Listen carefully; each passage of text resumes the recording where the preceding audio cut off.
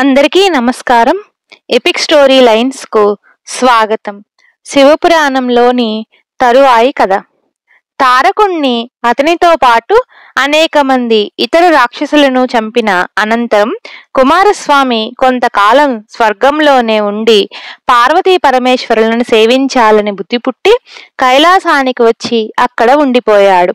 ఆ కాలంలో అతను తన స్నేహితులతో కలిసి ఒకనాడు వనవిహారం చేస్తూ ఉండగా అతని వద్దకు నారద మహాముని వచ్చాడు.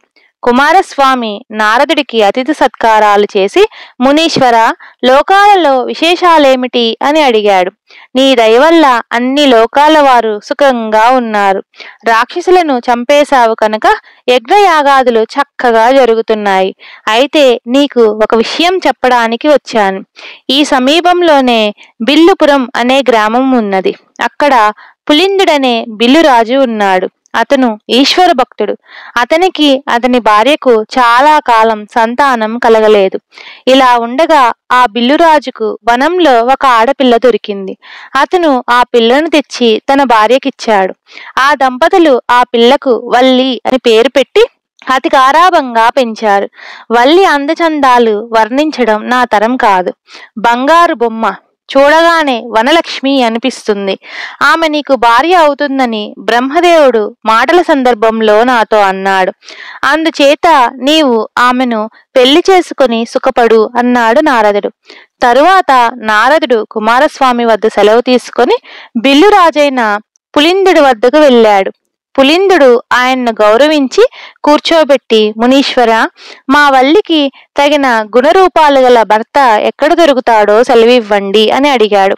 ఈ పిల్లకు తగిన వరుడు శివుడి కొడుకైన కుమారస్వామి మాత్రమే. అతనికి కూడా వల్లి కన్నా తగిన భార్య దొరకదు. త్వరలోనే కుమారస్వామి వనవిహారానికి వచ్చి వల్లిని చూసి మోహిస్తాడు. అతను మీకు అల్లుడవుతాడు. మీరు ధన్యులు. శివుడు వియ్యంకుడు కావడం కన్నా మహాభాగ్యం ఏమున్నది అని పులిందుడితో చెప్పి నారదుడు వెళ్ళిపోయాడు. నారదుడు వల్లి సౌందర్యం గురించి చెప్పిపోయినది మొదలు కుమారస్వామి మనసులో ఆరాటం బయలుదేరింది.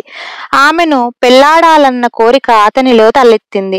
బిల్లు కన్యను పెళ్లాడతానంటే తల్లిదండ్రులు ఒప్పుకుంటారో లేదో అనుకున్నాడు అతను. ఏ నిర్ణయం చేయడానికైనా ముందు తాను ఆమెను కల్లారా చూడడం అవసరమని అతనికి తోచింది. అందుకని అతను తన పరివారాన్ని వెంట పెట్టుకొని బిల్లుపురం సమీపంలో వనవిహారం చేయసాగాడు. నారదుడి మాటలు కుమారస్వామిని కలతపెట్టినట్టే వల్లిని కూడా కలతపెట్టాయి. కుమారస్వామి ఎప్పుడు వస్తాడా అని ఆమె ఆత్రంగా ఎదురు చూస్తూ ఉన్నది. అతను తన వంటి నీచకన్యను పెళ్లాడతాడా అని సందేహిస్తున్నది. తన తల్లిదండ్రులు తనను పెంచుకున్న వారే కాని కన్నవారు కారు కదా అని తన మనస్సును సమాధానపరుచుకుంటున్నది. కుమారస్వామి తనను పెళ్లాడకపోతే దేహత్యాగం చేయడానికైనా ఆమె సిద్ధంగా ఉన్నది. ఇలా అనుకున్నాక వల్లి తన తల్లిదండ్రులకు చెప్పకుండా కొందరు చెలికత్తెలను వెంట పెట్టుకొని వనవిహారానికి బయలుదేరి వెళ్ళింది.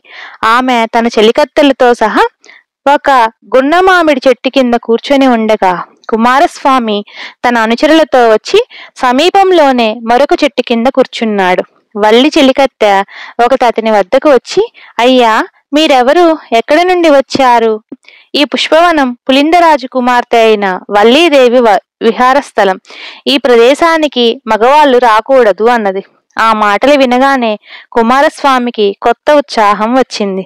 అతను వల్లి చెలికత్తెతో, నా పేరు కుమారస్వామి. నేను శివపార్వతుల కుమారుణ్ణి. మాది కైలాసం. మీ వల్లి సమాచారం వినదగినదైతే చెప్పు అన్నాడు. ఈ పులింద దేశానికి రాజైన పులిందుడు బిల్లులకు రాజు. బిల్లుపురం ఆయన రాజధాని. ఆయన ఈశ్వర భక్తుడు. ఆయనకు పిల్లలు లేరు. ఈ వనంలోనే ఆయనకు వల్లి దొరికింది. ఆయన భార్య ఆ పిల్లను పెంచుకుని పెద్దదాన్ని చేశారు అని చెలికత్తె చెప్పింది. మీ వల్లికి వివాహం అయిందా అని కుమారస్వామి అడిగాడు. సంబంధం కుదిరింది, పెళ్లి కావడమే తరువాయి అన్నది చెలికత్తె. కుమారస్వామి ఆత్రంగా, ఏమిటా సంబంధం? వరుడు ఎవరు అని అడిగాడు. నిన్న మా మహారాజు గారి దగ్గరికి నారద మహాముని వచ్చాడు. శివుడి కుమారుడైన కుమారస్వామి వచ్చి వల్లిని పెళ్లాడతాడని ఆయన మా రాజుగారితో చెప్పి వెళ్ళాడు. అది మొదలు మా వల్లి కుమారస్వామి కోసం కలవరిస్తున్నది. ఆవిడ గారికి క్షణం ఒక యుగంగా ఉన్నది.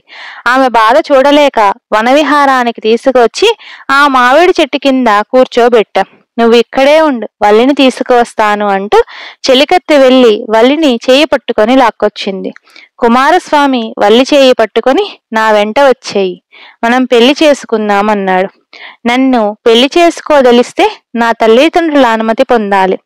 లోకనింద తెచ్చుకునే పనులు చేయరాదు. కాసేపు ఇక్కడే ఉండు, మన పెళ్లికి మా వాళ్ళ అనుమతి పొంది వస్తాను అంటూ వల్లి చేయి విడిపించుకొని తన చెలికత్తెలతో సహా ఇంటికి వచ్చేసింది. జరిగిన సంగతి తెలిసి పులిందుడు సపరివారంగా కుమారస్వామి వద్దకు వచ్చి ఆ రాత్రి తెల్లవారుజామున లగ్నం ఉన్నదని చెప్పి అతన్ని అతని పరివారాన్ని వెంట పెట్టుకుపోయి విడుదలలో ఉంచి పెళ్లి ప్రయత్నాలు చేయడానికి ఇంటికి వెళ్ళాడు. ఆ వార్త తెలిసి పార్వతీ శివులు కైలాసం నుంచి వచ్చి కుమారస్వామి వివాహం జరిపించి వధూవరులతో సహా కైలాసానికి తిరిగి వెళ్లారు. కొంతకాలం గడిచింది. సోనితపురంలో గజాసురుడు అనేవాడొకడు అవతరించాడు. వాడు కూడా బ్రహ్మను గురించి ఘోరమైన తపస్సు చేసి అనేక వరాలు పొంది 3 లోకాలను స్వాధీనం చేసుకుని ఏలుసాగాడు. పరమశివభక్తుడైన గజాసురుడి పాలనలో ప్రజలందరూ సర్వసుఖాలు అనుభవించారు. వారికి ఎలాంటి ఈతి బాధలు లేవు. ఒకనాడు నారదుడు గజాసురుడి వద్దకు వెళ్లి అతిథి మర్యాదలు పొంది, గజ, నీవు గొప్ప ఈశ్వర భక్తుడువు, శివుణ్ణి నీ హృదయంలోనే ఉండమని కోరరాదా అన్నాడు. గజాసురుడికి ఈ ఆలోచన నచ్చింది. అతను తన పూజతో శివుణ్ణి ప్రత్యక్షం చేసుకుని తన హృదయంలోనే ఉండమని వరం కోరాడు. శివుడు అందుకు సమ్మతించి లింగ రూపంలో గజాసురుడి హృదయంలో ఉండిపోయి గజాసురుడి మానసిక పూజలు అందుకోసాగాడు.